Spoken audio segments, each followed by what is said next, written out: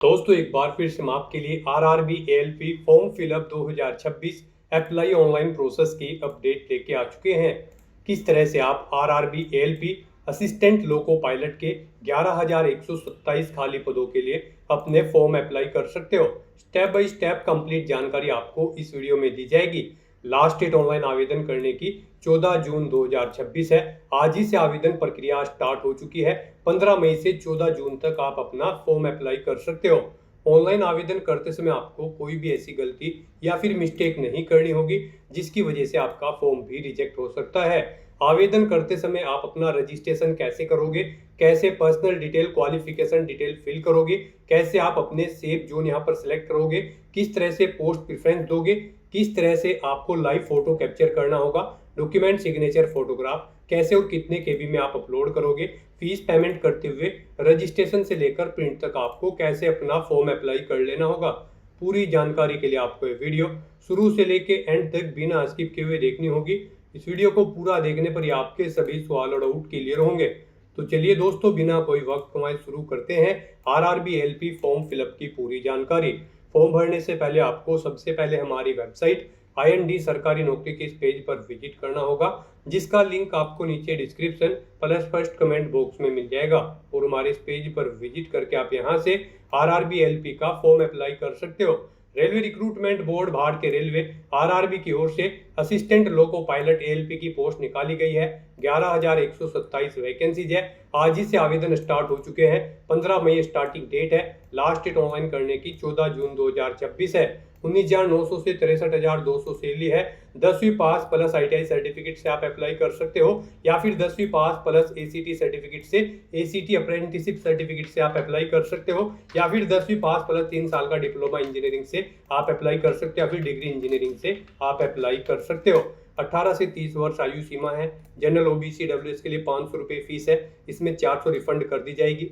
SC ST PWD female के लिए 250 है, जो कि टोटल रिफंडेबल है। ऑनलाइन मोड से आप फीस पेमेंट करोगे। कंप्यूटर बेस्ड टेस्ट CVT के आधार पे आपका सिलेक्शन होगा। ऑनलाइन अप्लाई कर सकते हो, ऑल इंडिया से अप्लाई कर सकते हो। rrbapply.gov.in इसकी ऑफिशियल वेबसाइट है, जिससे आप फॉर्म अप्लाई कर सकते हो। इंपोर्टेंट लिंक सेक्शन के अंतर्गत ऑफिशियल नोटिफिकेशन PDF लिंक पर क्लिक करके आप इसकी PDF डाउनलोड कर सकते हो। असिस्टेंट लोको पायलट एएलपी की ऑफिशियल PDF है। इसमें आपको कंप्लीट एलिजिबिलिटी क्राइटेरिया, साथ साथ exam pattern, syllabus, how to apply का कंप्लीट प्रोसीजर देखने को मिल जाएगा। पोस्ट वाइज यहाँ पर आपको vacancies, zone wise vacancies, category wise vacancies और कंप्लीट हाउ टू अप्लाई का भी प्रोसेस देखने को मिल जाएगा। तो आवेदन करने से पहले आपको ऑफिशियल नोटिफिकेशन की PDF पूरा रीड आउट करना अनिवार्य है। इसको पूरा पढ़ने से ही आपके सभी सवाल और डाउट क्लियर होंगे। PDF रीड आउट करने के बाद में आपको अप्लाई ऑनलाइन के इस लिंक पर क्लिक करना होगा, तो आपके सामने ऑनलाइन आवेदन करने का ये ऑफिशियल पोर्टल ओपन हो जाएगा। अप्लाई करने के लिए आपको यहाँ पर अप्लाई की ये टैब दी गई है। इसके ऊपर जैसे ही आप अपना कर्सर लाएंगे, यहाँ पर आपको दो ऑप्शन होंगे, क्रिएट एन अकाउंट और ऑलरेडी हैव एन अकाउंट। अगर आपने यहाँ पर अपना अकाउंट पहले से क्रिएट कर रखा है तो आपको ऑलरेडी हैव एन अकाउंट के इस ऑप्शन पर क्लिक करना है। उसके बाद आपके सामने कुछ इस तरह से इंटरफेस होगा। यहाँ पर आपके पास दो ऑप्शन है लॉगिन करने के, लॉगिन विद आधार और लॉगिन विद आरआरबी अकाउंट। आप इनमें से किसी भी ऑप्शन का यूज करते हुए अपने अकाउंट में लॉगिन कर लें और वहां से आप अपना फॉर्म अप्लाई कर लें। और अगर आप इस भर्ती के लिए या फिर आरआरबी की किसी भी भर्ती के लिए 2024 से आप फर्स्ट टाइम अप्लाई करने जा रहे हो, तो सबसे पहले यहां पर आपको अपना अकाउंट क्रिएट करना होगा। उसके लिए आपको क्रिएट एन अकाउंट के इस ऑप्शन पर क्लिक करना है। उसके बाद आपके सामने यहाँ पर कुछ इस तरह से इंटरफेस होगा। यहाँ पर आपके सामने ये पॉपअप होगा। इसमें आपसे कहा गया है अगर आपने 2024 या उसके बाद अपना रजिस्ट्रेशन यहाँ पर कर रखा है आरआरबी के इस पोर्टल पर, तो आपको दोबारा से रजिस्ट्रेशन की जरूरत नहीं है। आप अपना यूजर ID और पासवर्ड यूज करते हुए लॉगिन करें और अपना फॉर्म अप्लाई कर लें। और अगर आपने 2024 या 25 में रजिस्ट्रेशन नहीं किया है आरआरबी के इस पोर्टल पर, तो यहाँ पर आपको सबसे पहले अपना रजिस्ट्रेशन करना होगा और उसके बाद आपको अपना फॉर्म अप्लाई करना है। तो यहाँ पर आकर आपको ओके के इस ऑप्शन पर क्लिक करना है। फिर यहाँ पर आकर आपको अपनी नेशनलिटी सिलेक्ट कर लेनी है। उसके बाद यहाँ पर आपको अपना कंप्लीट नाम यहाँ पर एंटर करना है। 10वीं की मार्कशीट के अकॉर्डिंग आपका नाम होना चाहिए। फिर उसी नाम को आपको यहाँ पर रिटाइप कर देना है। उसके बाद आपसे पूछा गया है कि क्या आपने कभी अपना नाम चेंज किया है, अगर किया है तो यस ऑप्शन सिलेक्ट करें और फिर आप I understand and I agree के इस ऑप्शन पर क्लिक करें और फिर जो नाम आपने चेंज किया है वो चेंज नेम यहाँ पर आप एंटर करें, उसे रिटाइप करें। और अगर आपने कभी अपना नाम चेंज नहीं किया है तो यहाँ पर आपको नो ऑप्शन सेलेक्ट कर लेना है। उसके बाद यहाँ पर आपको अपनी डेट ऑफ बर्थ सेलेक्ट करनी है। ये डेट ऑफ बर्थ आपको 10वीं की मार्कशीट के अकॉर्डिंग सेलेक्ट करनी है। फिर उसे यहाँ पर आपको टाइप करना है DDMMYY फॉर्मेट में, यानी कि आपको अपनी डेट ऑफ बर्थ यहाँ पर रिटाइप कर देनी है। उसके बाद यहाँ पर आपको अपना जेंडर सेलेक्ट करना है। फिर यहाँ पर आपको अपना जेंडर भी दोबारा से एक बार फिर सिलेक्ट करना होगा। उसके बाद यहाँ पर आपको अपने फादर का नाम एंटर करना है, उसे रिटाइप करना है। मदर का नाम एंटर करना है, उसे भी रिटाइप कर देना है। उसके बाद यहाँ पर आपको अपनी कॉन्टैक्ट डिटेल देनी है। यहाँ पर आकर आपको अपना ईमेल एड्रेस एंटर करना है। उसके बाद जनरेट ईमेल OTP ऑप्शन पर क्लिक करना है। अपना मोबाइल नंबर आपको एंटर करना है, जनरेट मोबाइल OTP ऑप्शन पर क्लिक करना है। उसके बाद आपके ईमेल ID और मोबाइल नंबर पर 2 OTP आएंगे, वो OTP आपको यहाँ पर एंटर करने हैं और अपना मोबाइल नंबर और ईमेल ID को वेरीफाई कर लेना है। उसके बाद यहाँ पर आपको अपना आधार वेरिफिकेशन करना है। यहाँ पर आकर आप अपना आधार कार्ड नंबर एंटर करें। फिर यहाँ पर आप जनरेट आधार OTP के इस ऑप्शन पर क्लिक करें।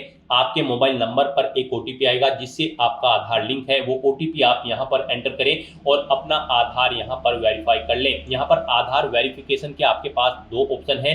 आप OTP के थ्रू अपना वेरिफिकेशन कर सकते हैं या फिर आप फिंगरप्रिंट वेरिफिकेशन ऑप्शन पर क्लिक करके यहाँ पर अपना आधार वेरीफाई कर सकते हैं। यहाँ पर आप इन दोनों ऑप्शन में से कोई भी ऑप्शन यूज करके वेरीफाई के बटन पर क्लिक करके अपना आधार वेरीफाई कर लें। और अगर आपके पास आधार कार्ड नहीं है तो आप I do not have Aadhaar card के ऑप्शन पर क्लिक करेंगे। दोबारा से I do not have Aadhaar card के ऑप्शन पर क्लिक करें। यहाँ पर आप अपना कोई वैलिड प्रूफ ID सिलेक्ट करें, उसका नंबर यहाँ पर दें, किसने आपको वो इशू किया है उस अथॉरिटी का नाम यहाँ पर आप एंटर करें, प्लेस ऑफ इशू यहाँ पर दे, डेट ऑफ इशू यहाँ पर आप सिलेक्ट करें। यहाँ पर हम आपको सजेस्ट करेंगे आधार अगर आपके पास नहीं है या फिर वो अपडेटेड नहीं है तो उसमें आप अपडेट करा लें। यहाँ पर आधार वेरिफिकेशन आपके लिए बेस्ट ऑप्शन रहेगा क्योंकि आगे भी आपको आधार की जरूरत पड़ेगी इस भर्ती की आगे की टास्क के लिए। तो यहाँ पर आप बेस्ट रहेगा कि आप अपना आधार वेरीफाई कर लें। उसके बाद यहाँ पर आपको चेकबॉक्स को ओके करना है। फिर यहाँ पर आपको अपना पासवर्ड क्रिएट करना है। पासवर्ड यहाँ पर आप कोशिश करें कि आपका पासवर्ड अल्फा न्यूमेरिक फॉर्मेट में हो, मींस आपके पासवर्ड में कम से कम एक अपर केस कैरेक्टर, एक लोअर केस कैरेक्टर, एक इंटीजर नंबर और एक स्पेशल कैरेक्टर जैसे कि @ या फिर डॉलर होना चाहिए। तो इस फॉर्मेट में यहाँ पर आपको अपना पासवर्ड रेडी कर लेना है। वही पासवर्ड आपको कंफर्म पासवर्ड फील्ड में एंटर करना है। इस कैप्चा कोड के इस चेकबॉक्स को ओके करना है और फिर गाइस यहाँ पर आपको preview and create an account के इस ऑप्शन पर क्लिक कर देना है। यहाँ पर इस ऑप्शन पर क्लिक करते ही आपकी जो डिटेल्स आपने फिल की होगी यहाँ पर रजिस्ट्रेशन की, उनका पूरा प्रीव्यू आपको शो होगा। उन्हें आपको केयरफुली चेकआउट करना है। अगर कोई मिस्टेक होगी तो आप एडिट कर लेंगे, नहीं तो आपको अपना रजिस्ट्रेशन कंप्लीट कर लेना है। आपका रजिस्ट्रेशन सक्सेसफुली कंप्लीट होने के बाद आपको RRB के ऑफिशियल पोर्टल पर रिडायरेक्ट कर दिया जाएगा। यहाँ पर आकर आपको दोबारा से अप्लाई के ऑप्शन पर क्लिक करना है। फिर यहाँ पर आपको ऑलरेडी हैव एन अकाउंट के ऑप्शन पर क्लिक करना है या फिर आपके सामने डायरेक्टली यही इंटरफेस शो होगा। फिर यहाँ पर आने के बाद आपको लॉगिन विद आधार या फिर लॉगिन विद RRB अकाउंट, इन दोनों ऑप्शन में से कोई भी ऑप्शन का यूज करते हुए आपको अपने डैशबोर्ड में लॉगिन करना है। गाइस यहाँ पर अगर आप login with Aadhaar option select करते हैं तो फिर यहाँ पर आपको अपना आधार नंबर एंटर करना है। उसके बाद आपको जनरेट आधार OTP के ऑप्शन पर क्लिक करना है। एक OTP आपके मोबाइल नंबर पर आएगा जिससे आपका आधार लिंक है, वो OTP आपको यहाँ पर एंटर करना है। I am not a robot इस चेकबॉक्स को ओके करना है और फिर आपको यहाँ पर लॉगिन के इस ऑप्शन पर क्लिक करके अपने डैशबोर्ड में लॉगिन कर लेना है और फिर वहां से आपको अपना फॉर्म अप्लाई करना है। और अगर आप login with RRB account option select करते हैं तो आपके सामने फिर यहाँ पर कुछ इस तरह से इंटरफेस होगा। यहाँ पर आने के बाद अब आपको अपना मोबाइल नंबर या फिर ईमेल एड्रेस एंटर करना है, अपना पासवर्ड आपको एंटर करना है।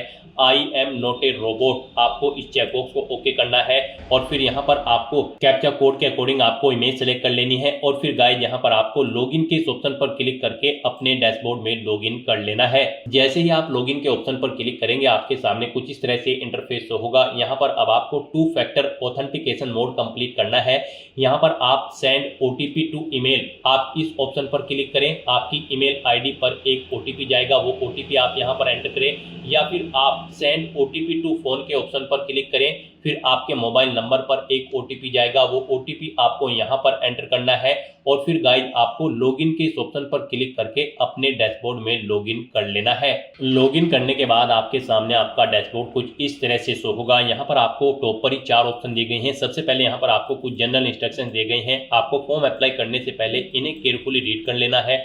यहाँ पर ऑनलाइन एप्लीकेशन का ऑप्शन है, एप्लीकेशन हिस्ट्री है। यहाँ पर जब आप फॉर्म अप्लाई कर लोगे तो फिर आप इस ऑप्शन में जाकर चेकआउट कर पाओगे आप अपना एप्लीकेशन फॉर्म सक्सेसफुली सबमिट कर चुके हो या फिर नहीं। और मॉडिफाई रजिस्ट्रेशन डिटेल आपको ये ऑप्शन दिया गया है। इस पर क्लिक करके यहाँ पर आप अगर आपके रजिस्ट्रेशन में मॉडिफाई करना चाहते हैं तो आप मॉडिफाई कर सकते हैं। आप इस ऑप्शन का यूज करते हुए अगर आपने रजिस्ट्रेशन में चेंज आउट करना चाहते हैं तो आप चेंज कर सकते हैं। तो यहाँ पर बस अब अगर आपका रजिस्ट्रेशन ओके है तो आपको अपना ऑनलाइन फॉर्म फिल करना है। उसके लिए आपको ऑनलाइन एप्लीकेशन के इस ऑप्शन पर क्लिक करना है या फिर जनरल इंस्ट्रक्शन के यहाँ पर आपको ऑनलाइन एप्लीकेशन के इस ऑप्शन पर क्लिक करना है। नेक्स्ट आपके सामने कुछ इस तरह से इंटरफेस होगा। यहाँ पर आपको RRB असिस्टेंट लोको पायलट का ये सेक्शन दे दिया गया है। यहाँ पर CN नंबर 1/2025 में सबसे पहले आपको बोर्ड का नाम सेलेक्ट करना है जिस बोर्ड के लिए आप अप्लाई करना चाहते हैं। आप अपनी चॉइस के अकॉर्डिंग कोई भी बोर्ड यहाँ पर सिलेक्ट करें, इस चेकबॉक्स को ओके करें, यानी कि आपको RRB RRC की किसी भी भर्ती एग्जाम में बैठने से नहीं रोका गया है। तो आपको इस चेकबॉक्स को ओके कर देना है और उसके बाद गाइस यहाँ पर आपको नेक्स्ट के इस ऑप्शन पर क्लिक करना है। नेक्स्ट आपके सामने कुछ इस तरह से इंटरफेस होगा। यहाँ पर आपकी कुछ डिटेल ऑटोमेटिकली फेच कर ली गई है आपके रजिस्ट्रेशन से। यहाँ पर बस अब आपको सबसे पहले अपना मैरिटल स्टेटस देना है, उसके बाद आपको अपना रिलीजन सिलेक्ट करना है, अपनी मातृभाषा यहाँ पर आपको सिलेक्ट कर लेनी है। फिर यहाँ पर आपको choice of language for examination, जिस लैंग्वेज में आप अपना एग्जाम चाहते हैं वो लैंग्वेज यहाँ पर आपको सिलेक्ट करनी है। फिर यहाँ पर आपकी बॉडी पर कोई कट या तिल का निशान है तो उस पैलेस का नाम यहाँ पर आपको एंटर कर देना है।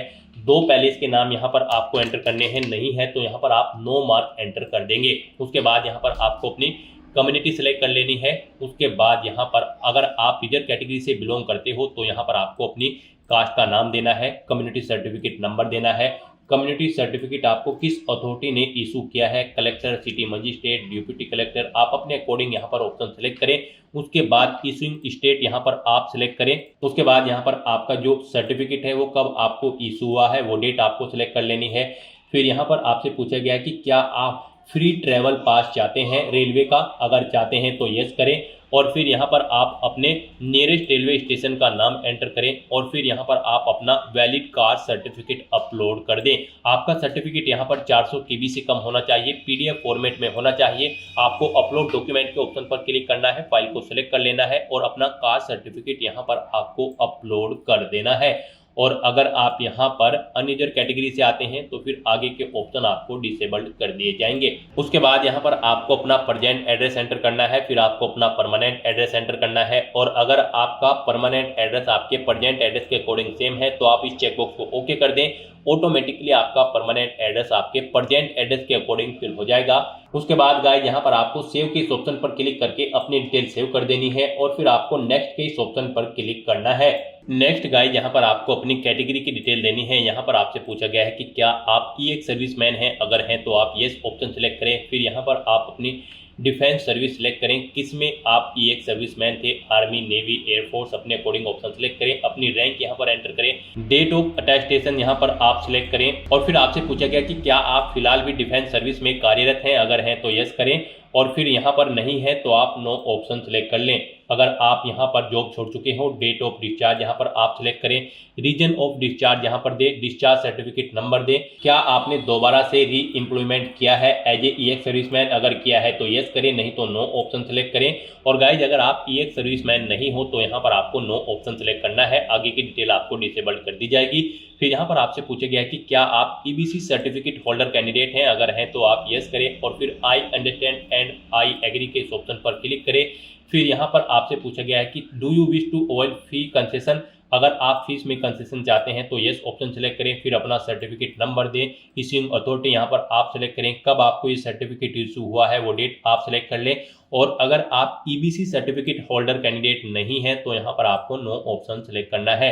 उसके बाद यहाँ पर आपसे पूछा गया कि क्या आप रेलवे में सर्विस करते हैं। यहाँ पर अगर आप रेलवे एम्प्लॉय हैं तो आप यस करेंगे। फिर यहाँ पर आपसे पूछा गया कि क्या आपने यहाँ पर एनओसी के लिए अप्लाई किया हुआ है, तो यहाँ पर आप किया हुआ है तो यस करें, नहीं तो आप यहाँ पर नो ऑप्शन सेलेक्ट करेंगे। और उसके बाद यहाँ पर आपको अपनी कैटेगरी देनी है, उसके बाद प्लेस ऑफ वर्किंग देना है, अपना जोन यहाँ पर आपको सिलेक्ट करना है। और अगर आप रेलवे के एम्प्लॉय नहीं है तो यहाँ पर आपको नो ऑप्शन सेलेक्ट करना है। उसके बाद यहाँ पर आपको पूछा गया कि क्या आप करंट में कहीं पर एम्प्लॉय हैं, अगर हैं तो यहाँ पर आप ऑप्शन सेलेक्ट करें। आप सेंट्रल गवर्नमेंट में एम्प्लॉय हैं, स्टेट में या फिर किसी पब्लिक सेक्टर में, तो यहाँ पर आप अपने अकॉर्डिंग ऑप्शन सेलेक्ट करें और फिर यहाँ पर आप उसकी डिटेल दें। जैसे कि अगर आप स्टेट गवर्नमेंट में एम्प्लॉय हैं तो नेम ऑफ ऑर्गेनाइजेशन, किस डेट से आपने जॉब स्टार्ट की है और क्या फिलहाल भी आप वर्क कर रहे हैं, यहाँ पर आपको ये डिटेल्स प्रोवाइड करानी है। और अगर आप यहाँ पर करंट एम्प्लॉयमेंट नहीं है, यानी कि आप करंट में जॉब नहीं करते हैं, तो फिर यहाँ पर आपको नॉट एप्लीकेबल का ये ऑप्शन सेलेक्ट करना है। उसके बाद आपको इस पेज को नीचे स्क्रॉल डाउन करना है। नेक्स्ट यहाँ पर आपसे पूछा गया कि क्या आपने अपना एसीटी अप्रेंटिस का कोर्स कंप्लीट किया हुआ है। अगर किया हुआ है तो यहाँ पर आप यस ऑप्शन सेलेक्ट करें। फिर आप अपनी ट्रेड का नाम सेलेक्ट करें, किस ट्रेड में आपने कोर्स कंप्लीट किया है, कब से आपने ट्रेनिंग स्टार्ट की थी वो डेट सेलेक्ट करें, कब कंप्लीट हुई है वो डेट आप सेलेक्ट करें। फिर यहाँ पर आपका रिजल्ट डिक्लेयर हो चुका है या फिर नहीं, आपको येस या नो ऑप्शन सेलेक्ट करना है। और अगर गाइड यहाँ पर आप अपना एसीटी अप्रेंटिस का कोर्स कंप्लीट नहीं किए हो तो यहाँ पर आपको नो ऑप्शन सेलेक्ट करना है। फिर आपको ये डिटेल देनी नहीं होगी। फिर यहाँ पर आपको अपनी फीस रिफंड के लिए बैंक डिटेल प्रोवाइड करनी है। पहले यहाँ पर आपको अपना अकाउंट नंबर देना होता था, IFSC कोड एंटर करना होता था और अपनी बैंक की डिटेल भरनी होती थी फीस रिफंड के लिए। लेकिन गाइड अब यहाँ पर ये प्रोसेस चेंज कर दिया है RRB ने। अब यहाँ पर आपको अपना 12 डिजिट का आधार नंबर एंटर करना है। वो आधार नंबर यहाँ पर आपको एंटर करना है जिससे आपका बैंक अकाउंट लिंक है। तो यहाँ पर आप अपना आधार नंबर एंटर करेंगे और आपके अकाउंट की डिटेल आपके आधार के थ्रू यहाँ पर फेच कर ली जाएगी। जब आप अपना आधार कार्ड नंबर एंटर करेंगे तो आपकी डिटेल यहाँ पर प्रोसेस होगी और फिर यहाँ पर आपका आधार जिस बैंक अकाउंट से लिंक है वो यहाँ पर आपको शो कर दिया जाएगा। अगर इसे आप चेंज करना चाहते हैं तो आप चेंज अकाउंट डिटेल के ऑप्शन पर क्लिक करके चेंज भी कर सकते हैं। यहाँ पर आप कोई भी अकाउंट चेंज कर सकते हैं जिसमें भी आप अपना फीस रिफंड चाहते हैं, अपना या अपने भाई का या फिर अपने माता पिता का, जो भी अकाउंट आप चेंज करना चाहते हैं, चेंज अकाउंट डिटेल के ऑप्शन पर क्लिक करके आप चेंज भी कर सकते हैं। इस तरह से अपने सभी डिटेल्स प्रोवाइड करने के बाद गाइज फिर आपको यहाँ पर सेव के इस ऑप्शन पर क्लिक करके अपनी डिटेल सेव कर देनी है और उसके बाद आपको नेक्स्ट के इस ऑप्शन पर क्लिक करना है। नेक्स्ट यहाँ पर आपको अपनी एजुकेशनल क्वालिफिकेशन की डिटेल देनी है। यहाँ पर RRB असिस्टेंट लोको पायलट की इस भर्ती में पार्टिसिपेट करने के लिए आपका 10वीं क्लास पास आउट होना जरूरी है, प्लस आपके पास ITI का सर्टिफिकेट भी होना जरूरी है किसी रिलेवेंट ट्रेड के अंतर्गत। तो यहाँ पर अब आपको सबसे पहले आकर आपको अपनी एडिट के इस ऑप्शन पर क्लिक करना है। उसके बाद यहाँ पर आपको अपनी 10वीं क्लास की डिटेल प्रोवाइड करनी है।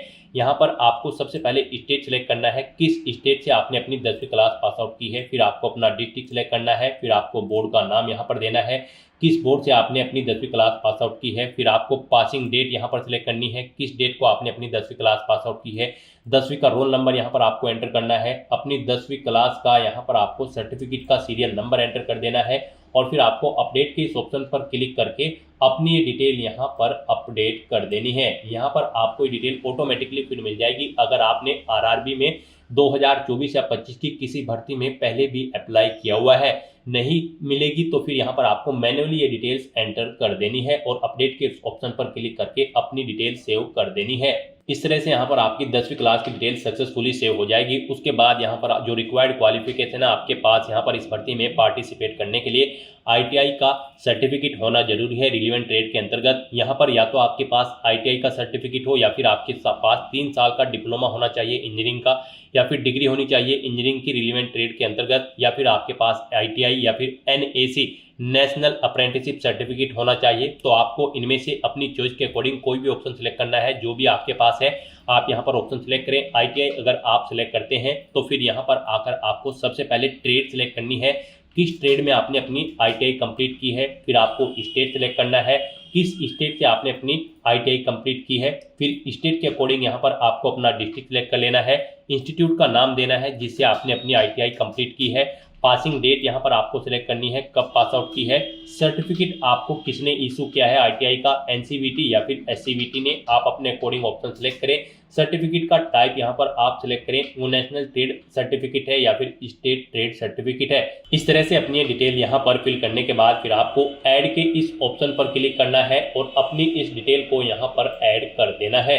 इस तरह से यहाँ पर आपकी ITI की डिटेल भी ऐड हो जाएगी। उसके बाद अगर आपके पास 3 साल का डिप्लोमा है इंजीनियरिंग का या फिर डिग्री है इंजीनियरिंग की या फिर NSC सर्टिफिकेट है तो आप अपने अकॉर्डिंग यहाँ पर ऑप्शन सेलेक्ट करके उसकी डिटेल भी सेम ऐसे ही यहाँ पर प्रोवाइड करा सकते हैं। इस तरह से अपनी क्वालिफिकेशन की डिटेल फिल करने के बाद फिर आपको नेक्स्ट के इस ऑप्शन पर क्लिक करना है। नेक्स्ट यहाँ पर आपको अपना फोटो और सिग्नेचर अपलोड करने हैं। गाइस, जैसा कि हमने आपको स्टार्टिंग में ही बताया था कि कौन सी वो कॉमन मिस्टेक है जिसे करने से आपका एप्लीकेशन फॉर्म रिजेक्ट हो सकता है, तो इस सेक्शन में आपको दी गई गाइडलाइंस के अकॉर्डिंग ही अपना फोटो सिग्नेचर अपलोड करने हैं, अदरवाइज आपके एप्लीकेशन फॉर्म के रिजेक्ट होने के चांसेस रहते हैं। यहाँ पर आपके फोटो की जो हाइट होगी वो 320 पिक्सल होनी चाहिए और जो विड्थ होगी वो 240 पिक्सल होनी चाहिए। JPG या फिर JPEG फॉर्मेट में आपका फोटो होना चाहिए। साइज उसका यहाँ पर 100 KB से 150 KB के बीच में होना चाहिए और जो आपके सिग्नेचर होंगे यहाँ पर उनकी हाइट 60 पिक्सल होनी चाहिए और विड्थ 140 पिक्सल। साइज उनका यहाँ पर 30 KB से 49 KB के बीच में होना चाहिए। JPG या फिर JPEG फॉर्मेट में आपके सिग्नेचर होने चाहिए। यहाँ पर आपके फोटो रिजेक्ट होने के कुछ सैंपल आपको दिए गए हैं। यहाँ पर आपको सैंपल ऑफ फ्यू रिजेक्टेबल फोटोज आपको इस ऑप्शन पर क्लिक करना है। यहाँ पर आपको सैंपल शो कर दिए गए हैं। यहाँ पर आपका फोटो इस तरह से नहीं होना चाहिए, इस फॉर्मेट में यहाँ पर आपका फोटो होना चाहिए। ग्रीन कलर का जो यहाँ पर आपको साइन शो हो रहा है इस फॉर्मेट में आपका फोटो होना चाहिए। आपके फोटो का बैकग्राउंड जो है वो यहाँ पर व्हाइट होना चाहिए। कोई भी रंगीन बैकग्राउंड का फोटो यहाँ पर एक्सेप्टेबल नहीं होगा। तो यहाँ से आप चेकआउट कर ले, इन फॉर्मेट में आपके फोटो रिजेक्टेबल होंगे और इस फॉर्मेट में आपका फोटो यहाँ पर एक्सेप्टेबल होगा। सिग्नेचर भी यहाँ पर आपके व्हाइट पेपर पर ब्लैंक इंक पेन से होने चाहिए। तो यहाँ पर अब आपको अपना फोटो और सिग्नेचर अपलोड करने के लिए ब्राउज किस ऑप्शन पर क्लिक करना है, फाइल को सिलेक्ट कर लेना है और अपना फोटो और सिग्नेचर यहाँ पर आपको अपलोड कर देना है। गाइस, यहाँ पर अगर आपके फोटो या सिग्नेचर का साइज कम या ज्यादा है तो आप उसे यहाँ पर रिसाइज कर सकते हैं। आप यहाँ पर MS पेंट में जाकर अपना फोटो या सिग्नेचर दी गई रिक्वायरमेंट के अकॉर्डिंग सेट कर लें या फिर बहुत सारी ऑनलाइन वेबसाइट्स हैं उन पर आप अपना फोटो या सिग्नेचर अपलोड करके उनका साइज दी गई रिक्वायरमेंट के अकॉर्डिंग सेट कर सकते हैं। आप गूगल पर जाएं, वहां पर आप इमेज रिसाइजर टाइप करें, मल्टीपल्स वेबसाइट आपके सामने शो होंगी। वहां पर आप सिलेक्ट इमेज ऑप्शन पर क्लिक करें, इमेज को सिलेक्ट करें और अपनी दी गई गाइडलाइंस के अकॉर्डिंग आप उसका फोटो का साइज यहाँ पर सेट कर लें और फिर यहाँ पर आप अपना फोटो और सिग्नेचर अपलोड कर दें।